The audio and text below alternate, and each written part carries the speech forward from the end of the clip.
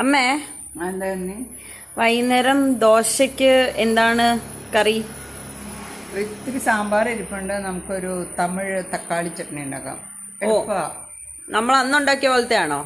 അല്ല, അത് സവാളയും വഴറ്റി വെറുതെ. ഇത് വഴറ്റൊന്നും വേണ്ട? വഴറ്റൊന്നും വേണ്ട, അരച്ചിട്ട് കടുവറക്കുള്ളൂ. എന്നാ നോക്കാം. ഓക്കെ. ഒരു മിക്സിയുടെ ജാറിൽ ഒരു 3 തക്കാളി ഇട്ടിട്ടുണ്ട്, കുറച്ച് ഉപ്പിട്ടിട്ടുണ്ട്, ഒരു കുഞ്ഞു കഷ്ണം സവാള, ഒരു കുഞ്ഞു കഷ്ണം ഇഞ്ചി. ഇനി നമ്മൾ അതിനകത്ത് സ്പെഷ്യൽ ഇൻഗ്രീഡിയൻ്റായ സാമ്പാർ പൊടിയും കൂടെ ഇടും. സാമ്പാർ പൊടി. ഇനി അത് നല്ലതുപോലെ നമുക്ക് അരച്ചെടുക്കാം.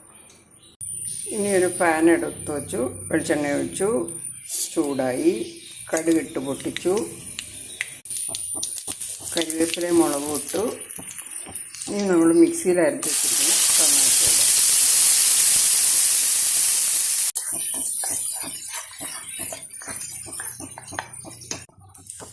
തക്കാളിയൊക്കെ നല്ലതുപോലെ വെന്തു, അതിൻ്റെ വെള്ളമൊക്കെ വറ്റി നമ്മുടെ ദോശയ്ക്ക് ഒരു സിമ്പിൾ തക്കാളി ചട്നി റെഡി.